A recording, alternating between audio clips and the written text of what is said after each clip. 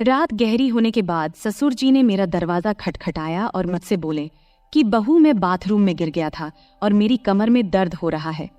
अगर तुम थोड़ी मालिश कर देती तो शायद मुझे थोड़ा आराम मिल जाता। फिर मैंने अपने ससुर को अपने बिस्तर पर लिटा दिया। इसके बाद जो हुआ उसकी आप कल्पना भी नहीं कर सकते, क्योंकि इसके बाद मेरी जिंदगी पूरी तरह से बिखर गई थी। हेलो दोस्तों, आज की इस अनोखी कहानी में आप सभी का स्वागत है। शादी के 5 महीने बाद ही मेरा पति अचानक एक दुर्घटना में गुजर गया। मेरे पिताजी ने बड़ी मुश्किल से मेरी शादी करवाई थी, लेकिन 5 महीने के अंदर ही मैं फिर से अपने मायके के दरवाजे पर आ गई थी। मेरे मायके में मेरी माँ नहीं थी, इसलिए मुझे बहुत डर लगता था कि अगर पिताजी कुछ कहेंगे तो मैं किसके आंचल में अपना मुंह छुपाऊंगी। वहां मेरी सौतेली माँ थी, इसलिए डर और भी ज्यादा था। फिर अचानक एक दिन मेरे ससुर हमारे घर आए और उन्होंने मेरे पिता से कहा कि वह मुझे फिर से अपने घर ले जाना चाहते हैं। मेरी सौतेली माँ ने तुरंत ही हाँ कह दिया, लेकिन मेरे पिताजी ने कहा, अब आपका बेटा नहीं रहा तो आप मेरी बेटी को क्यों ले जाना चाहते हैं। इस पर मेरी सौतेली माँ ने पिताजी से बहस करना शुरू कर दी और कहा, इसमें इतना सोचने की क्या बात है। वो कह रहे हैं कि वह उसे ले जाना चाहते हैं तो उन्हें ले जाने दो। उनके घर की बहू है, बेटी की मौत हो गई तो क्या हुआ, वो अपने ससुराल जा सकती है। माँ की इस झगड़े के बाद पिताजी ने बिना कुछ पूछे कहा, अगर मेरी बेटी वहां खुश रहेगी तो एक पिता होने के नाते मुझे खुशी होगी, आप उसे ले जाइए। फिर मेरे ससुर ने मुझसे कहा, चलो कपड़े वगैरह लेकर आओ। मैंने अपनी सौतेली माँ के सभी अत्याचार सहते हुए अपने ससुर के घर जाने का फैसला किया।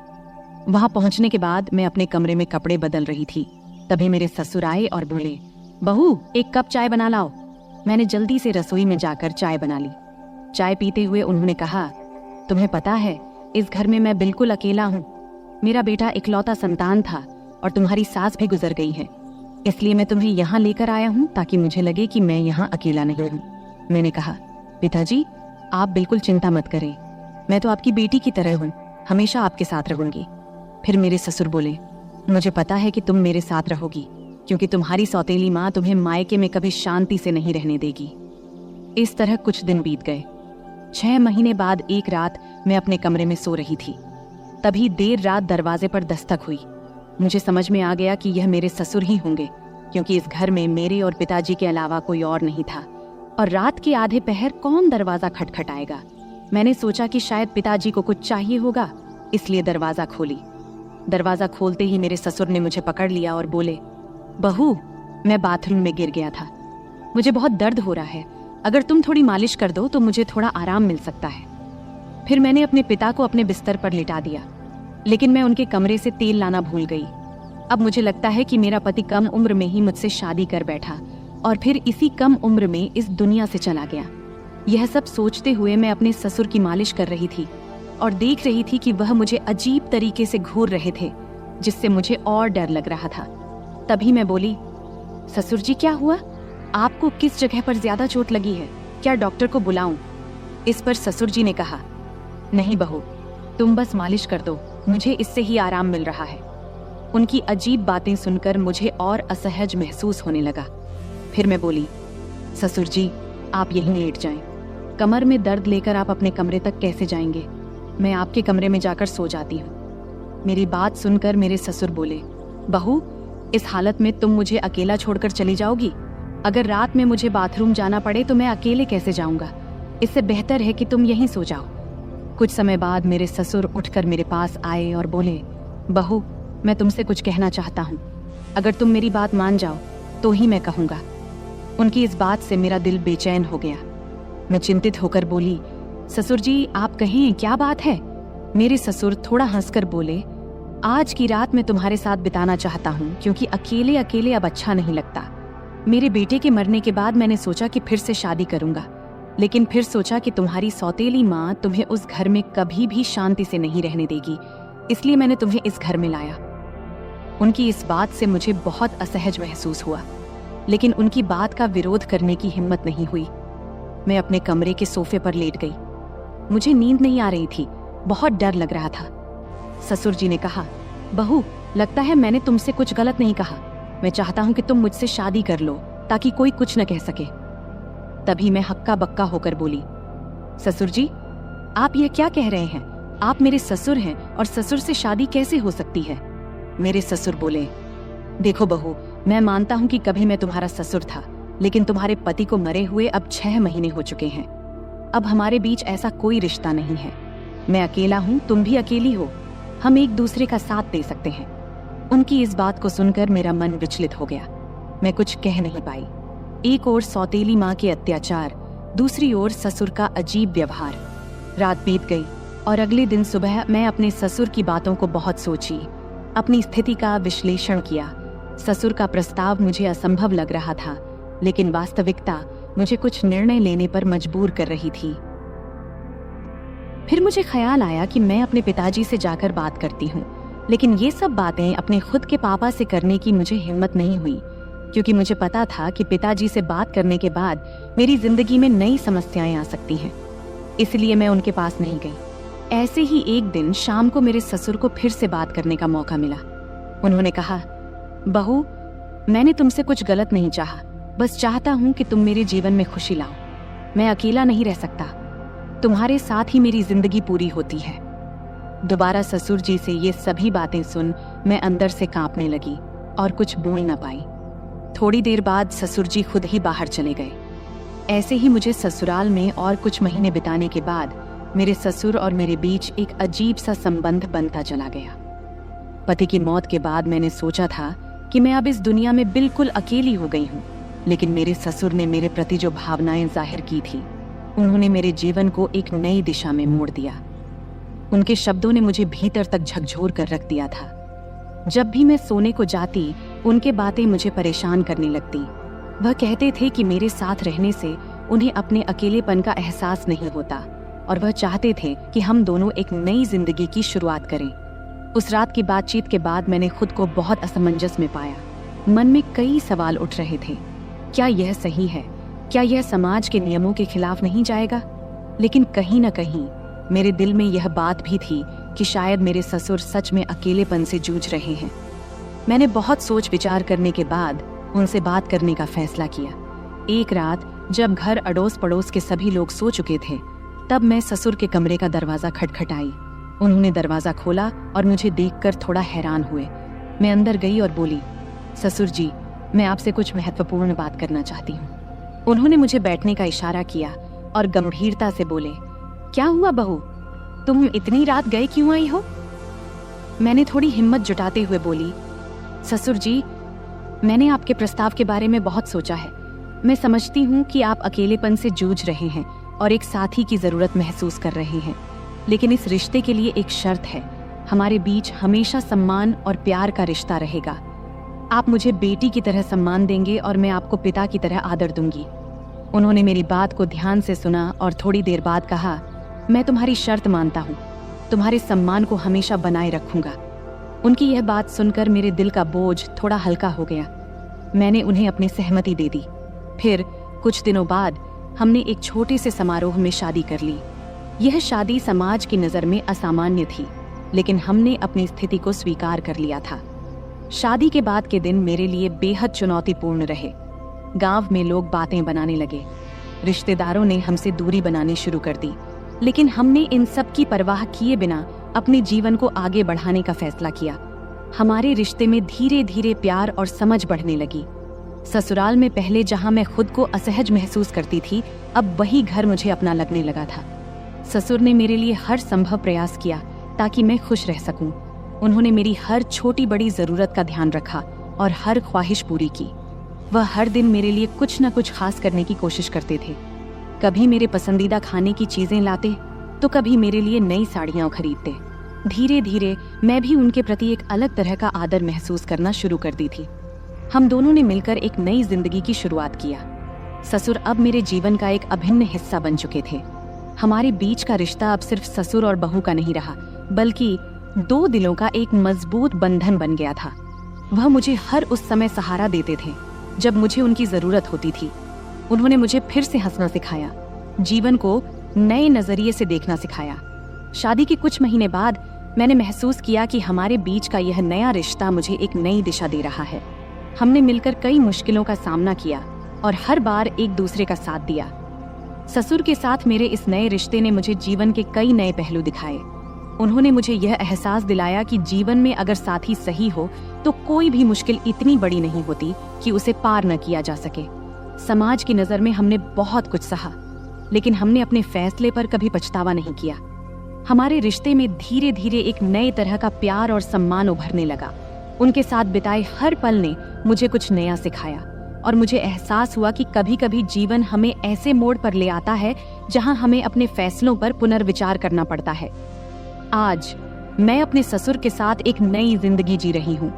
हमारे बीच का प्यार और सम्मान पहले से भी अधिक मजबूत हो गया है। वह मेरे जीवन के सबसे महत्वपूर्ण व्यक्ति बन चुके हैं। उनके साथ बिताए हर पल ने मुझे यह सिखाया है कि जीवन में चाहे कितनी भी मुश्किलें क्यों ना आए, अगर हमारे पास सही साथी हो तो हम हर मुश्किल का सामना कर सकते हैं। इस तरह हमारे बीच का रिश्ता धीरे धीरे और गहरा होता गया। उनके साथ बिताए हर पल ने मुझे यह सिखाया कि जीवन को कैसे नए सिरे से जिया जाए। हमने मिलकर अपने जीवन की हर चुनौती का सामना किया और हर बार जीत हासिल की। अब हमारे बीच का यह नया रिश्ता मुझे एक नई जिंदगी के सपने दिखाने लगा है। तो दोस्तों, ये थी हमारी आज की छोटी सी कहानी। आपको ये कहानी कैसी लगी? कमेंट करके जरूर बताएं। अगर आपको ये कहानी पसंद आई हो तो इसे लाइक करें और अपने दोस्तों के साथ शेयर करें। आगे भी ऐसी ही रोमांचक कहानियों के लिए हमारे चैनल को सब्सक्राइब करें और बेल आइकन दबाना न भूलें ताकि आप हमारी कोई भी कहानी मिस न करें। धन्यवाद। नमस्ते दोस्तों, आज की इस कहानी में आपका स्वागत है। मेरा नाम सुमन है और मेरी उम्र 23 साल है। मैं दिखने में काफी सुंदर हूँ। मैं अपनी शरीर की बनावट से दिखने में थोड़ी बड़ी लगती हूँ। मेरे चेहरे की बनावट आकर्षक है, रंग गोरा है और मेरा शरीर न तो बहुत पतला है और न ही मोटा, बल्कि एकदम मध्यम है। मैं गांव में रहती हूँ, इसलिए दूसरी गांव की लड़कियों की तरह मैं भी ज्यादातर सलवार सूट पहनती हूँ। मैंने केवल 10वीं क्लास तक पढ़ाई की है और उसके बाद से घर पर ही रहती हूँ। बाहर से मुझे बहुत ही सीधी सादी और साधारण लड़की समझा जाता था। मैं इतनी होशियार या चालाक भी नहीं थी। लेकिन सच कहूं तो मेरी जिंदगी में कुछ ऐसे दिन आए जब मैंने अपनी हदों को पार कर लिया। तब जिंदगी ने मुझे कुछ ऐसी सीख दी जो मैंने कभी सोची भी नहीं थी। बहुत पहले की बात है, मैं एक ऐसे अनुभव से गुजरी जिसने मेरे दिल दिमाग पर गहरी छाप छोड़ दी। उस समय मेरी मुलाकात गौरव भैया से हुई।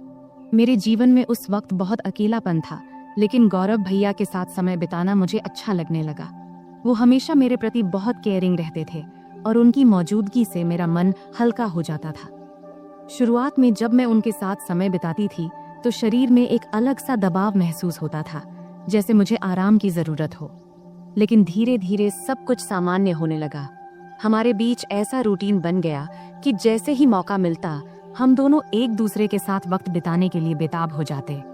हालांकि जब घर में और लोग होते तो हमें थोड़ा डर भी लगता कि कहीं कोई हमें देख न ले, लेकिन किसी को भी हम पर शक नहीं होता था क्योंकि गौरव भैया मुझे हमेशा दीदी कहकर बुलाते थे। वैसे भी मैं उम्र में उनसे 3 साल बड़ी थी। उस वक्त सर्दियों का मौसम था और सभी अपने अपने कमरों में रहते थे। रात को सब जल्दी ही अपने अपने कमरों में सोने चले जाते थे। तब मैं और गौरव भैया अलग अलग कमरों में सोते थे। एक दिन रात को जब मैं दरवाजा बंद करके सो रही थी तब एक ऐसी घटना घटी जिसने मेरी जिंदगी में एक नया अनुभव जोड़ा। घटना ये घाटी की, हमारे घर की एक सदस्य मेरी मामी काफी ज्यादा बीमार हो गई थी। इस वजह से मेरी माँ और मैं मामी को देखने उनके घर गए। तब हमें छोड़ने के लिए गौरव भैया गाड़ी लेकर आए थे। उन्होंने जब पहली बार मुझे देखा तो बोले, आप तो काफी बड़ी हो गई हो दीदी। तब मैं थोड़ा मुस्कुराई। उसके बाद जब गाड़ी में हम मामी के घर जा रहे थे तो उस वक्त रहते में ही शाम के 6 बज गए थे। तब हमें घर पहुंचने में देरी हो गई थी, इसलिए रास्ते में थोड़ा अंधेरा हो गया था। ठंड के दिन था तो 6 बजे ही अंधेरा हो जाता था। जब हम घर पहुंचे तो देखे कि मामा रसोई में खाना बना रहे थे और मामी बिस्तर पर लेटी हुई थी। तब मेरी माँ रसोई में गई और मामा से कहने लगी, जब इतनी परेशानी हो रही थी तो मुझे पहले ही बता देते, इतनी तकलीफ उठाने की क्या जरूरत थी। फिर माँ खाना बनाने में लग गई और मैं मामी के पास बैठ गई। मामी मुझे देखकर खुश हुई, लेकिन उनकी हालत काफी खराब लग रही थी। थोड़ी देर बाद मेरी माँ ने मामी को खाना दिया और अपने हाथों से खिलाया। उसी समय गौरव भैया ने मुझे आवाज दिया। तब मैं उनकी तरफ देखी और पूछी, क्या हुआ भैया? वो मेरी तरफ ही देख रहे थे, जैसे कुछ कहना चाहते हों। उनकी बातों ने बाद में मुझे एक नया अनुभव दिया। रात को जब खाने का वक्त हुआ तो मैं कमरे में गई। जहां गौरव भैया खाना खा रहे थे। उन्होंने मुझे देखते ही कहा, दीदी आइए साथ में खाना खाते हैं। मैंने मना करते हुए कहा, नहीं भैया आप पहले खाइए, मैं बाद में खा लूंगी। लेकिन उन्होंने जोर देकर मुझे बैठा लिया। मैं भी भूखी थी, इसलिए ज्यादा ना नुकुर नहीं की और हम दोनों ने साथ बैठकर खाना खाने लगी। तब हम दोनों ने बहुत मजे से खाना खाया, क्योंकि खाना हम साथ लेकर आए थे। खाना खत्म होने के बाद मैं अपनी माँ के कमरे में सोने के लिए जाने लगी। तभी गौरव भैया ने कहा, दीदी अगर आपको बुरा ना लगे तो आप यहीं मेरे कमरे में सो जाइए। उनकी ये बात सुनकर मैं हैरान रह गई और मैंने कहा, नहीं भैया मैं माँ के साथ सोऊंगी। लेकिन तब बार बार वे मुझसे विनती करने लगे। आखिरकार मैं मान गई, ठीक है मैं यहाँ सो जाऊंगी, लेकिन पहले मम्मी को बता देना चाहती हूँ कि मैं आपके कमरे में सोऊंगी। इस पर गौरव भैया खुद जाकर मम्मी को बताए कि मैं उनके कमरे में सो रही हूँ। इधर मैंने अपने सलवार कुर्ते बदल लिए, क्योंकि मेरे कपड़े थोड़े ज्यादा टाइट थे। जब गौरव भैया ने मुझे नए कपड़ों में देखा तो मुस्कुराते हुए बोले, दीदी आप इस ड्रेस में कमाल की लग रही हैं, आप इतनी खूबसूरत क्यों हैं? तब मैंने कुछ नहीं कहा, बस मुस्कुराकर बात बदल दी। फिर मैंने चादर ओढ़ ली और बिस्तर पर बैठ गई। गौरव भैया भी अपने सोने का इंतजाम नीचे फर्श पर करने लगे। तब मैंने कहा, भैया बिस्तर पर ही सो जाओ, यहाँ काफी जगह है। मेरे कहते ही गौरव भैया भी चादर ओढ़कर मेरे पास बैठ गए। गौरव भैया बहुत हंसमुख और मजाकिया इंसान थे। उन्होंने मजेदार बातें करके मुझे काफी देर तक हंसाया। बात करते करते कब रात के 12 बज गए पता ही नहीं चला और न जाने कब मैं सो गई। सुबह जब मेरी नींद खुली तो मैंने देखा कि गौरव भैया मेरे बालों से खेल रहे हैं। मुझे जागते देख वो मुस्कुराते हुए बोले, गुड मॉर्निंग दीदी, कैसी हो? मैं भी मुस्कुराते हुए बोली, बहुत बढ़िया भैया। फिर हम दोनों चादर के अंदर बैठकर बातें करने लगे। तभी उसी वक्त मम्मी हमारे लिए गर्मा गर्म चाय लेकर आईं। सुबह बहुत ठंडी थी, इसलिए चादर में बैठकर चाय पीना अच्छा लग रहा था। गौरव भैया बार बार मेरी तरफ देख रहे थे।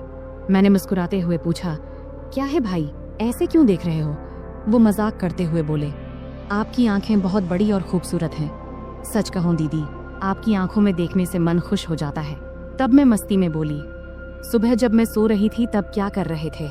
तब वो हल्का सा मुस्कुराए और बोले, कुछ नहीं दीदी, आपके बाल ठीक कर रहा था। गौरव भैया दिखने में काफी सुंदर थे। उनके चेहरे पर अभी दाढ़ी मूंछ भी नहीं आई थी और चेहरा बहुत साफ था। मेरी तुलना में उनकी हाइट थोड़ी सी कम थी, लेकिन उनकी कुछ हरकतें मुझे कभी कभी हैरान कर देती थीं। सुबह का वक्त थोड़ा व्यस्त था। मम्मी घर के कामों में व्यस्त थीं और मामू काम पर जाने के लिए तैयार हो रहे थे। तब मैं भी मम्मी की मदद करने लगी। इतने में मामू खाना पैक करके काम पर निकल गए। मेरी रोज सुबह नहाने की आदत थी, इसलिए रोज की तरह मैं नहाने के लिए बाथरूम की ओर गई।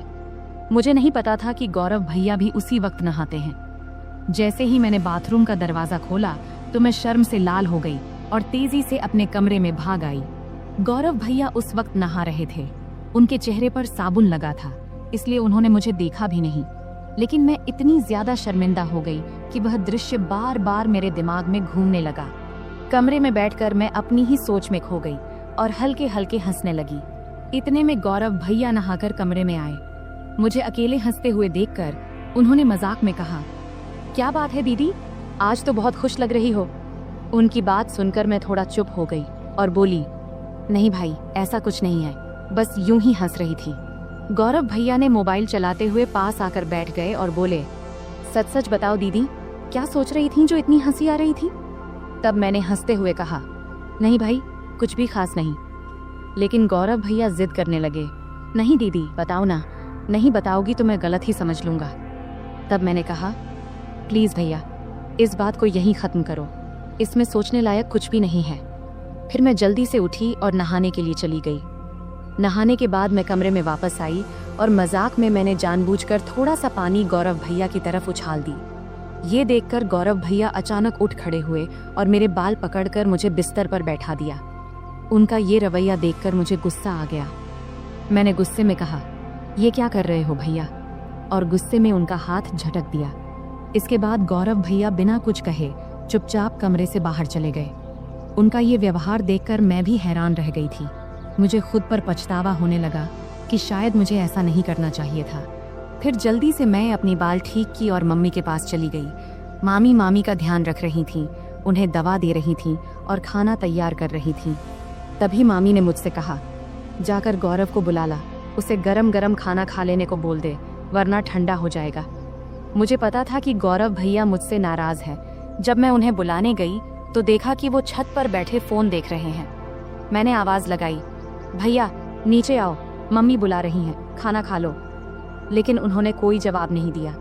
तब मैं और पास गई और कहा, प्लीज भैया मुझसे नाराज मत हो, मुझसे गलती हो गई, मैं माफी मांगती हूँ। तब भी वो मेरी तरफ देखा भी नहीं और फोन देखते रहे। तब मैंने उनके हाथ को पकड़कर कहा, भैया गलती सिर्फ मेरी नहीं थी, तुमने भी तो मेरे बाल खींचे थे, इसलिए मुझे गुस्सा आ गया था, अब इतना नाराज मत हो। तब मेरी आंखों में आंसू आ गए और मैंने रोते हुए कहा, भैया प्लीज इतना गुस्सा मत करो, अगर मेरी गलती है तो मुझे एक नहीं 2 चांटे मार दो, लेकिन ऐसे चुप मत रहो। मुझे रोता देख गौरव भाई का गुस्सा थोड़ा ठंडा हो गया। उन्होंने धीरे से कहा, ठीक है, रो मत, लेकिन तुम्हें मुझ पर हाथ नहीं उठाना चाहिए था। खैर छोड़ो, चलो खाना खा लेते हैं। तब मैंने कहा, पहले ये तो कहो कि तुमने मुझे माफ कर दिया है। तब वो हंसकर बोले, अरे बहुत हो गया, अब चुप हो जाओ, वरना मुझे और ज्यादा माफिया मांगनी पड़ेंगी। फिर हम दोनों नीचे गए और खाना खाने बैठे। मम्मी और मामी पहले ही खा चुकी थी। मम्मी रसोई का काम खत्म कर रही थी। खाने के बाद मैं मामी के पास बैठ गई और उनके साथ बातचीत करने लगी। मामी की तबीयत का हालचाल लेने लगी।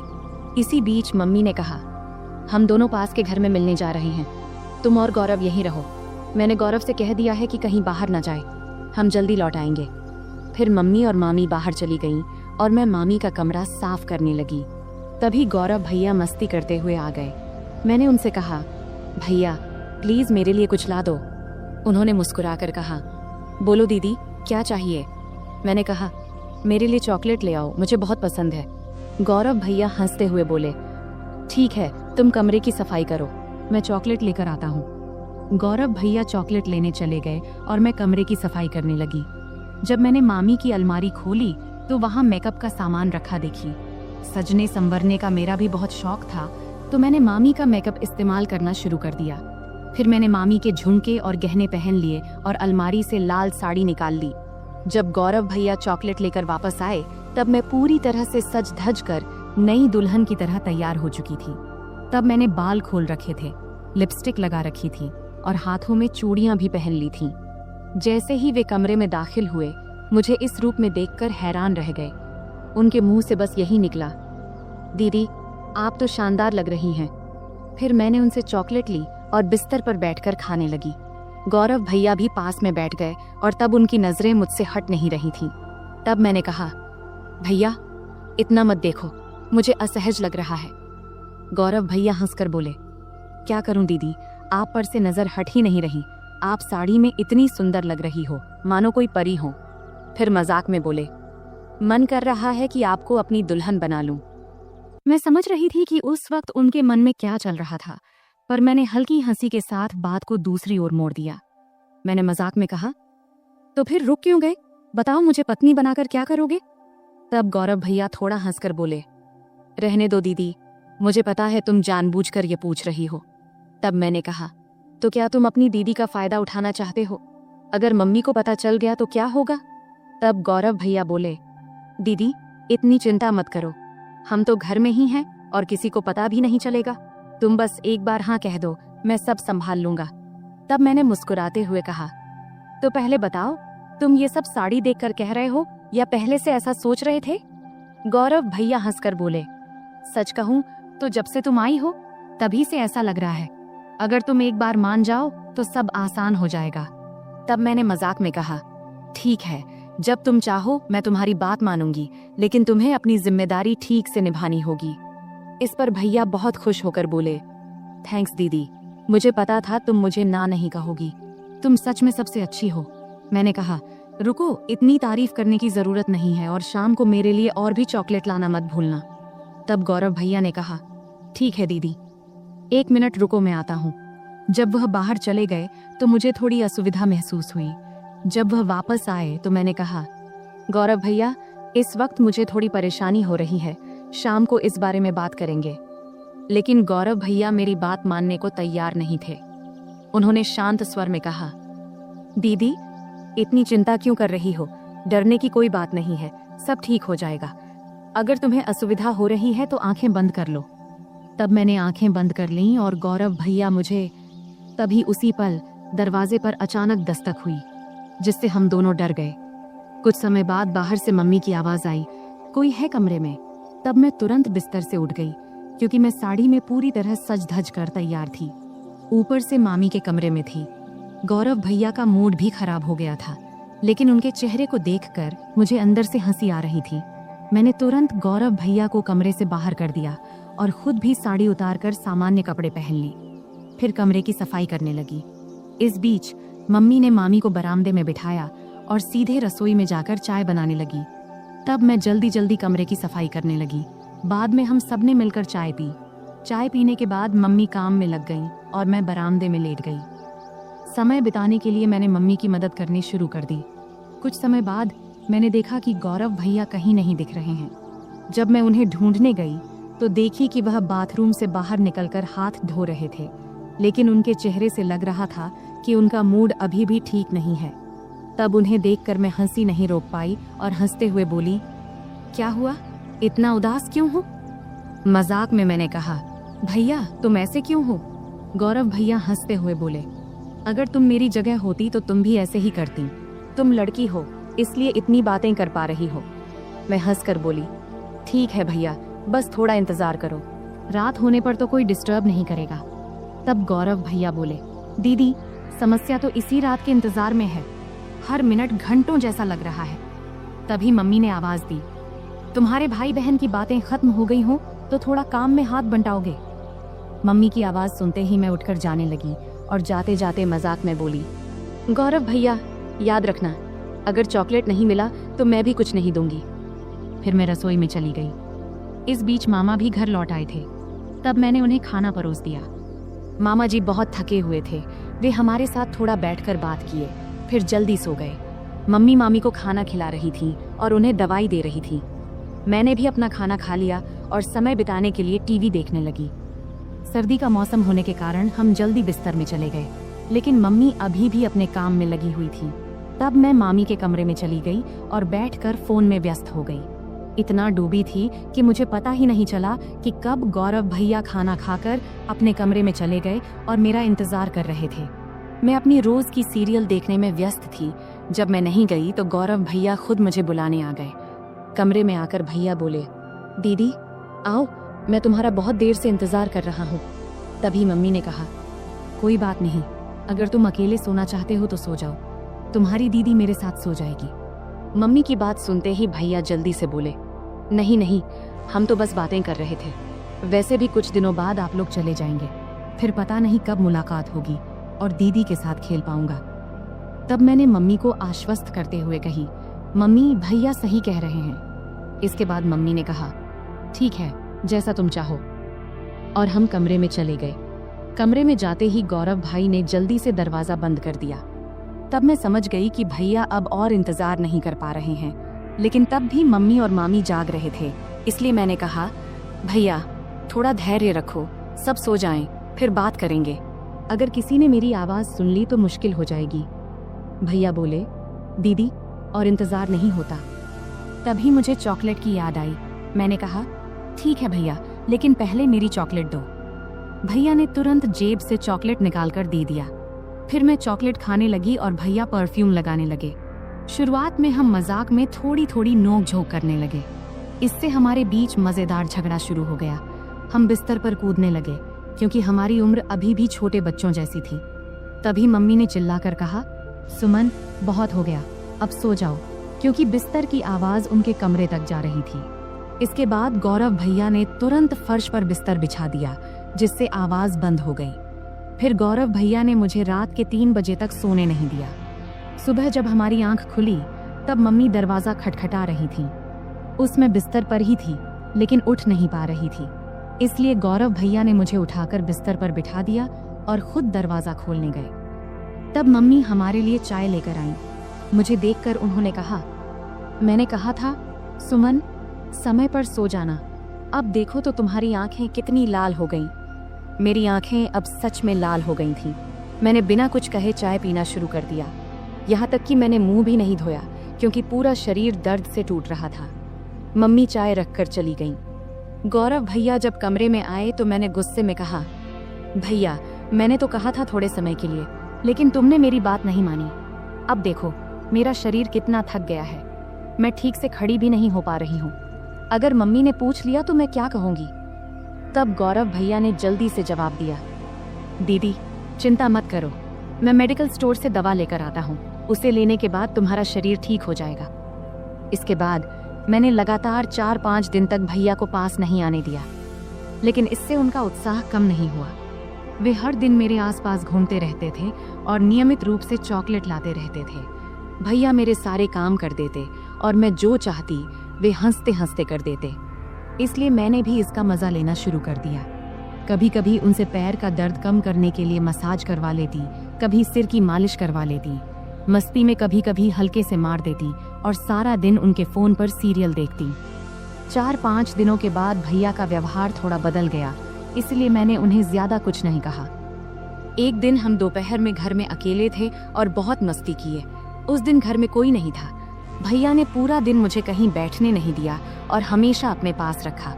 इस घटना के बाद मैं और भैया बहुत सामान्य हो गए। जब भी उनका मन करता वे मुझे कमरे में बुला लेते और मैं भी अब इसकी आदत डाल चुकी थी। हमने उन दिनों का भरपूर आनंद लिया, लेकिन जीवन में हर अच्छे समय के बाद एक बुरा समय भी आता है और ये बुरा समय भी भैया की वजह से ही आया। दरअसल 20 दिन के बाद अब हमें गांव लौटना था, क्योंकि अब मामी काफी स्वस्थ हो चुकी थी और हमें वहां बहुत दिन हो गए थे। तब मम्मी ने अचानक वापसी का फैसला किया और उन्होंने पापा को कुछ भी नहीं बताया। जब मैंने और भैया ने ये सुना तो हमें बिल्कुल अच्छा नहीं लगा। तब भैया बोले, दीदी जाने से पहले आखिरी बार थोड़ा समय दे दो, कौन जाने फिर कब मिलेंगे। तब अंदर से मैं भी तैयार थी, लेकिन उस दिन घर में सभी लोग थे, यहाँ तक कि मामा भी आज घर पर ही थे। तब मामा मम्मी से बोले, दीदी आज रुक जाओ, मैं कल तुझे बस स्टैंड तक छोड़ दूंगा। ये सुनते ही मुझे थोड़ी खुशी हुई, क्योंकि एक रात हमारे पास थी। तब आखिरकार मम्मी भी मान गई। फिर हम बहुत ही बेसब्री से रात का इंतजार करने लगे। जब रात हुई तो जल्दी से खाना खा के हम अपने कमरे में चले गए। तब हम इतने असावधान हो गए थे कि दरवाजा भी ठीक से बंद नहीं किया था। तब थोड़ी ही देर में अचानक मामा ने आकर हमें उस स्थिति में देख लिया। मैं तो डर से कांपने लगी और तुरंत वहां से हट गई। मामा तब बहुत गुस्से में थे, लेकिन उन्होंने धैर्य रखा और पूरी स्थिति को संभाला। उन्होंने हम पर गुस्सा ना करके हमारी गलतियां हमें समझाईं और उस दिन ने मुझे एक बड़ा सबक सिखाया। तब मामा के प्यार और सहयोग से हमने स्थिति को संभाल लिया। उसके बाद से मैंने अपनी गलतियों से बहुत कुछ सीखा। उस घटना के बाद मैंने कभी ऐसा कुछ नहीं किया जिससे मेरे परिवार को शर्मिंदा होना पड़े। तो दोस्तों, हमारी जिंदगी में गलतियां हो सकती हैं, लेकिन उनसे सीखना सबसे महत्वपूर्ण है। अगर आपके जीवन में कभी ऐसी स्थिति आए तो उसे संभालने की कोशिश करें और परिवार के साथ हमेशा खुलकर बात करें। यह कहानी हमें सिखाती है कि किसी भी रिश्ते में सीमा रेखा होना महत्वपूर्ण है। अत्यधिक निकटता कभी कभी गलत फहमियों का कारण बन सकती है, इसलिए हमें हमेशा अपने और दूसरों के सुविधा को प्राथमिकता देनी चाहिए। परिवार के माहौल और रिश्तों का सम्मान करना बहुत महत्वपूर्ण है। हमें यह सुनिश्चित करना चाहिए कि हमारे कार्यों से परिवार के किसी भी सदस्य को शर्मिंदा न होना पड़े। इंसान से गलतियां हो सकती हैं, लेकिन उन गलतियों से सीखना और भविष्य में सही निर्णय लेना एक परिपक्व मानसिकता का परिचय है। किसी भी स्थिति में सचेत रहना आवश्यक है। दरवाजा बंद न करने की घटना एक छोटी गलती थी, लेकिन इसने बड़ी समस्या खड़ी कर दी। इससे समझ में आता है कि छोटी छोटी बातों में भी सावधानी बरतनी चाहिए, क्योंकि इनका जीवन पर बड़ा असर पड़ सकता है। तो दोस्तों, यह थी हमारी आज की छोटी सी कहानी। आपको यह कहानी कैसी लगी, कमेंट करके जरूर बताएं। अगर आपको यह कहानी पसंद आई हो तो इसे लाइक करें और अपने दोस्तों के साथ शेयर करें। आगे भी ऐसी ही रोमांचक कहानियों के लिए हमारे चैनल को सब्सक्राइब करें और बेल आइकन दबाना न भूलें, ताकि आप हमारी कोई भी कहानी मिस न करें। धन्यवाद। नमस्ते दोस्तों, आज की इस कहानी में आपका स्वागत है। इस कहानी में मेरा नाम राहुल है। मैं उत्तर प्रदेश के एक छोटे से शहर अंबेडकर नगर में रहता हूँ। वहीं मैं और मेरा परिवार रहता है। पैसे की कमी नहीं है, पिताजी खूब कमाते हैं और मैं कॉलेज में पढ़ता हूँ। आज मैं आपको मेरी अचानक घटी एक कहानी सुनाने जा रहा हूँ। यह उस समय की बात है जब मैं कॉलेज में पढ़ता था, और उस समय मैं उतना होशियार भी नहीं था। हमारे घर में मैं, मेरी मम्मी और मेरे पिताजी रहते हैं। हमारा घर काफी बड़ा है, जैसे किसी अमीर का बंगला हो। पिताजी हमेशा सुबह काम पर निकल जाते हैं और रात को देर से घर आते हैं। उस समय घर पर मैं और मम्मी ही होते थे।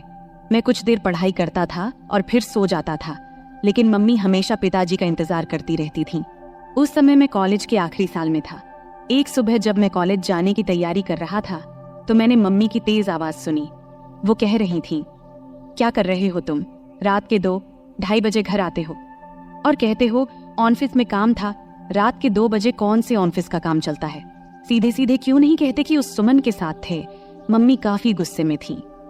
मेरी मम्मी आमतौर पर किसी पर गुस्सा नहीं होती थी। उनका स्वभाव बहुत शांत था, लेकिन आज पता नहीं क्या हो गया, मम्मी बहुत गुस्से में थी। मैं 2 बजे आऊं या 3 बजे, तुम्हें जो चाहिए वो मिल तो रहा है ना, फिर चुप रहो। पिताजी ने तेज आवाज में मम्मी से कहा। क्या जो चाहिए वो मिल रहा है? पैसा, गहने, इन सब के अलावा भी कोई सुख होता है? अब और कुछ मत बोलो, लेकिन अब बर्दाश्त नहीं होता। 3-4 महीने हो गए हैं तुमने मुझे छुआ तक नहीं है। आखिर उस सुमन में ऐसा क्या है जो मुझ में नहीं है? मम्मी की आवाज और तेज हो गई थी। तभी पिताजी गुस्से में बोले, बार बार सुमन मत कहो, नहीं तो क्या करोगे? मम्मी ने उल्टा जवाब दिया। उस समय पिताजी का गुस्सा बहुत बढ़ गया था। तभी अचानक धमाक की आवाज आई और उसके साथ ही मम्मी की चीख से पूरा घर गूंज उठा।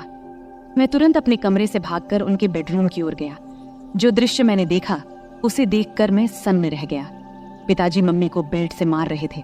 मम्मी दर्द से चीख रही थी, लेकिन पिताजी रुकने का नाम नहीं ले रहे थे। मैंने बिना कुछ सोचे समझे मम्मी के ऊपर छलांग लगा दिया ताकि उन्हें बचा सकूं, लेकिन पिताजी अभी भी नहीं रुके।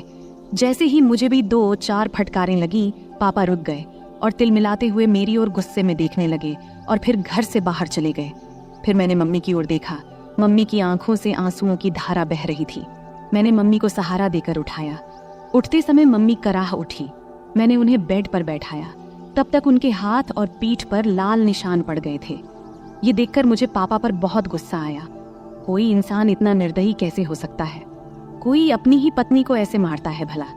फिर मैं जल्दी से किचन में गया, एक कटोरी में तेल और हल्दी मिलाई और मम्मी के पास ले आया। मुझे भी अपनी पीठ पर लगे 2-4 फटकारों की चोट महसूस हो रही थी। मम्मी सुशक सुशक कर रो रही थी। फिर मैंने मम्मी के हाथ और पीठ पर तेल हल्दी का मिश्रण लगाना शुरू किया, जहां उन्हें मार पड़ी थी। कुछ जगहों पर हल्का खून भी आ गया था। मिश्रण लगाने के बाद मैंने कटोरी को एक ओर रख दिया और मम्मी के पास बैठ गया। मम्मी ने मुझे देखा और तुरंत मुझे गले से लगा लिया। फिर वह मेरी गर्दन में सिर छिपाकर जोर जोर से रोने लगी। मम्मी के आंसुओं से मेरा कंधा भीग गया। मैं उनकी पीठ थपथपाकर उन्हें शांत करने की कोशिश कर रहा था। हम दोनों काफी देर तक यूं ही एक दूसरे की बाहों में रहे। तभी मम्मी के हाथ जब मेरी पीठ के निशानों को छूने लगे तो दर्द की तेज लहर उठी और मैं कराह उठा। मम्मी को जैसे ही इसका एहसास हुआ वो तुरंत मुझसे दूर हट गई। फिर मम्मी ने मेरा शर्ट ऊपर उठाया और उसी कटोरी से तेल हल्दी का मिश्रण धीरे धीरे मेरी पीठ पर लगाने लगी। लगाते समय भी वो सुशक रही थी। तू क्यों मेरे लिए बीच में आया? बेवजह तुझे मार पड़ी, मम्मी ने ऐसा कहा। फिर मैंने उनसे कहा, मम्मी, तुम्हारे लिए अगर मेरी जान भी चली जाती तो मुझे कोई दुख नहीं होता, लेकिन उन्होंने तुम्हें क्यों मारा? जब मैंने यह पूछा तब मम्मी मेरी ओर देखते हुए बोली, तुझे बताऊं या ना बताऊं ऐसा सोच रही हूँ। छोड़, पर अब तुझे ये सब जान लेना चाहिए। पिछले 2 साल से तुम्हारे पापा ऑफिस की एक लड़की के चक्कर में हैं। रात को देर से आते हैं और मेरा तो जैसे कोई अस्तित्व ही नहीं है उनके लिए। और मुझे ये बताते हुए भी शर्म आ रही है कि पिछले कई महीनों से उन्होंने मुझे छुआ तक नहीं है। कई बार तो मन करता है कि अपनी जान दे दूं, पर मेरे बाद तेरा क्या होगा, ये सोचकर मैंने ऐसा कदम नहीं उठाया।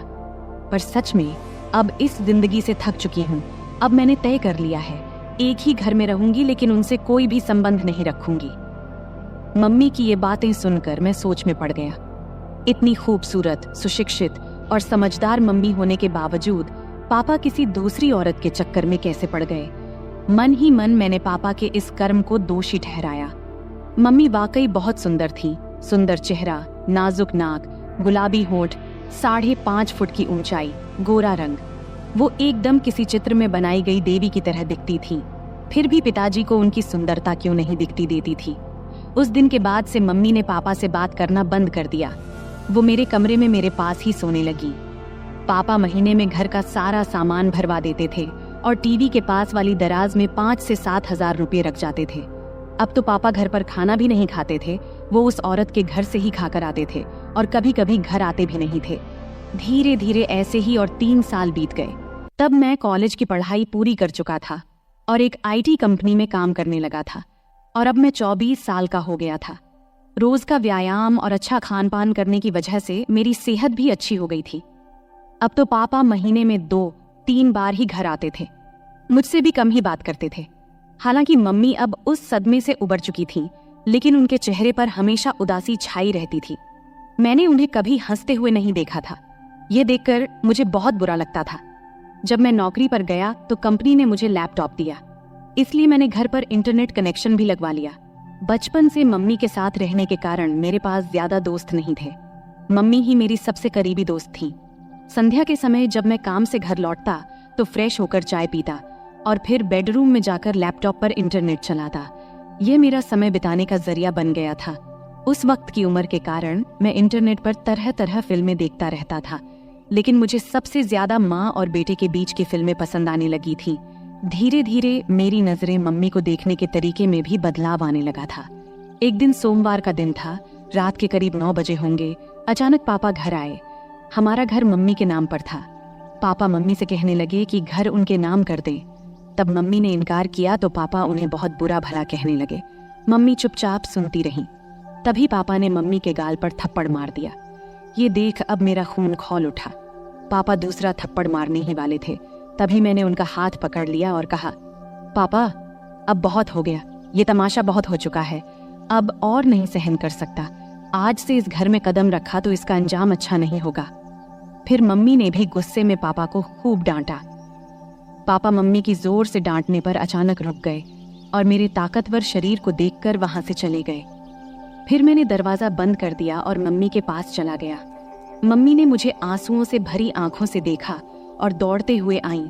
फिर मुझे गले से लगा लिया और फूट फूट कर रोने लगी।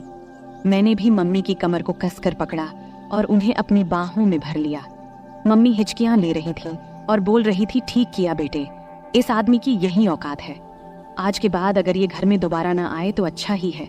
मम्मी बोली, अब इस घर में उसकी आने की हिम्मत नहीं होगी और अगर आ भी गया तो मैं उसे छोड़ूंगा नहीं। मैंने गुस्से में मम्मी से कहा। फिर मम्मी ने चिंतित होते हुए कहा, राहुल बेटा, मत उलझ इस आदमी से। अगर तुझे कुछ हो गया तो मैं किसके सहारा रहूंगी। फिर मैंने भावुक होकर बोला, तू चिंता मत कर मम्मी, उस समय मेरे पास नौकरी नहीं थी इसलिए हम मजबूर थे, लेकिन अब मेरे पास अच्छी नौकरी है।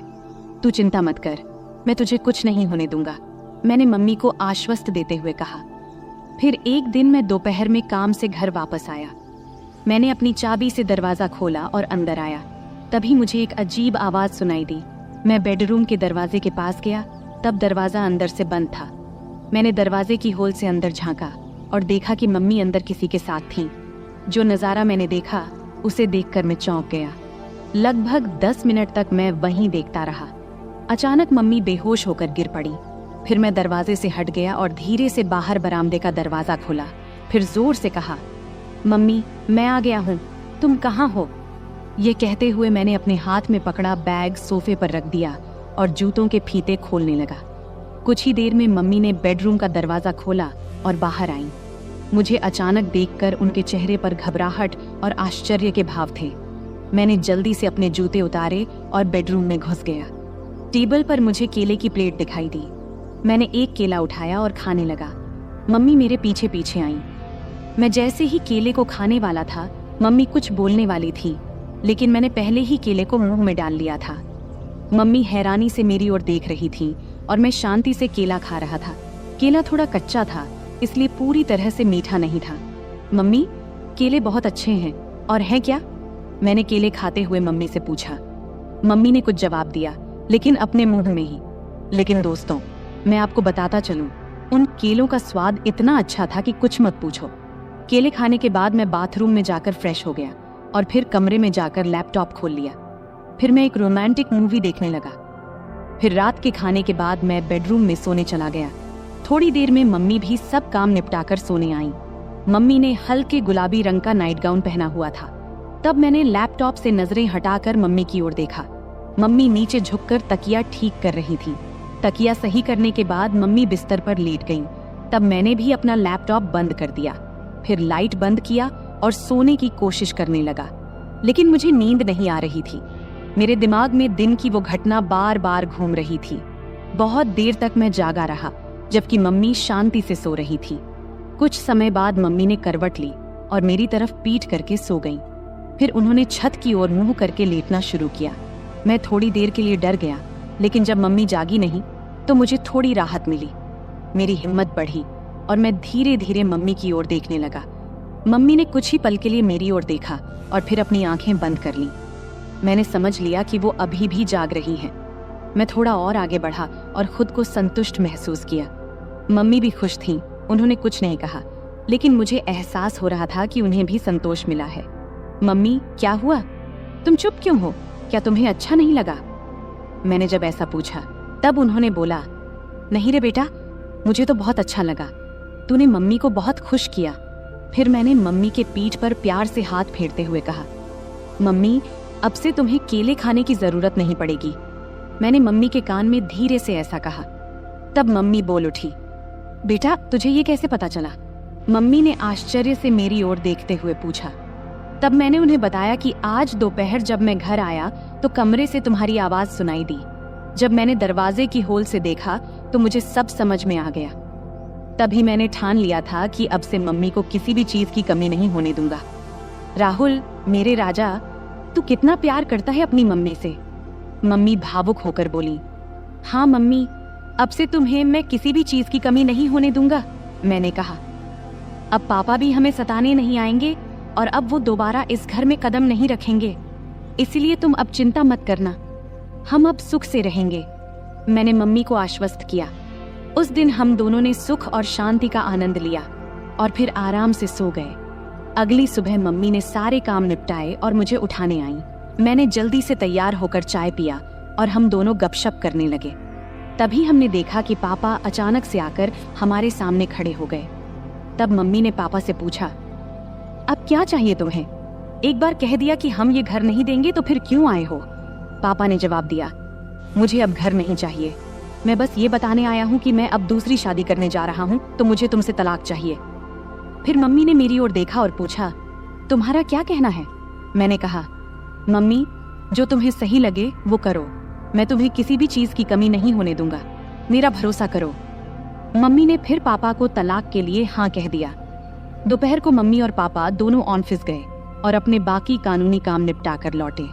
उसके बाद से पापा कभी हमें दिखाई नहीं दिए और हमने भी उन्हें कभी ढूंढने की कोशिश नहीं की। हम दोनों अब अपने घर में खुश थे और पापा भी अपने सेक्रेटरी के साथ खुश थे। अब हम दोनों अकेले रहते हैं और अपने सुख दुख का ख्याल रखते हैं। ऐसे ही चलते चलते अब कई साल बीत चुके हैं। अब मम्मी मुझसे कहने लगी है कि अभी तेरा बहुत जीवन बाकी है, तू किसी अच्छी लड़की को देख ले जिससे मैं तेरा विवाह करा सकूं, और हाँ, शादी के बाद मुझे भूल मत जाना। मैंने हंसते हुए कहा, तुम्हें कैसे भूल सकता हूँ मम्मी, तुम तो मेरी मम्मी हो। फिर हम दोनों हंसने लगे। अगले कुछ महीनों तक हमारा जीवन बहुत शांति और खुशी से बीत रहा था। मम्मी और मैं अब एक दूसरे का ख्याल रखते थे और एक दूसरे के साथ खुश थे। लेकिन मम्मी की बात मेरे दिमाग में अक्सर घूमती रहती थी। उन्होंने कहा था कि अब मुझे अपने जिंदगी के बारे में सोचना चाहिए और किसी अच्छी लड़की से शादी कर लेनी चाहिए। मैंने इस बारे में गंभीरता से सोचना शुरू किया और एक दिन मम्मी से खुलकर बात किया। मैंने उनसे कहा, मम्मी, आपने सही कहा था, अब वक्त आ गया है कि मैं अपने जीवन के अगले पड़ाव की ओर बढ़ूं। मुझे लगता है कि अब मुझे भी किसी के साथ अपना जीवन बिताने की जरूरत है। मम्मी ने मेरे चेहरे की ओर देखा और प्यार से मुस्कुराई। फिर उन्होंने कहा, बिल्कुल बेटा, मैं हमेशा चाहती थी कि तू अपनी जिंदगी को खुशी और प्यार से भर ले। मैं तेरे लिए बहुत खुश हूँ। इसके बाद मम्मी ने मेरे लिए लड़की देखनी शुरू की। कुछ ही दिनों में मम्मी को एक अच्छा रिश्ता मिला। लड़की का नाम स्नेहा था। स्नेहा बहुत समझदार और संस्कारी लड़की थी।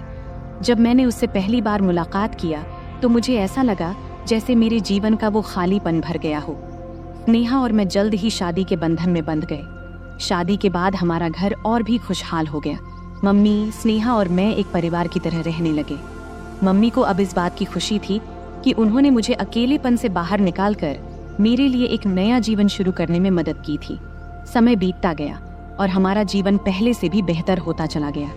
मम्मी अब पहले से ज्यादा खुश थीं और मुझे भी इस बात की तसल्ली थी कि मैंने उनका हर सपना पूरा कर दिया था। अंत में मैंने सीखा कि जीवन में रिश्तों की अहमियत कितनी होती है। चाहे वो माँ बेटे का रिश्ता हो या पति पत्नी का, सच्चा प्यार और सम्मान ही रिश्तों को मजबूत बनाता है। और यही सीख मैंने अपने जीवन में उतारी। तो दोस्तों, इस कहानी का यही संदेश है कि परिवार ही हमारी असली ताकत है और जब हम अपने परिवार के साथ खड़े होते हैं तो हर मुश्किल आसान हो जाती है। उम्मीद है कि आपको यह कहानी पसंद आई होगी। ऐसे ही और कहानियों के लिए चैनल को सब्सक्राइब जरूर करें। धन्यवाद।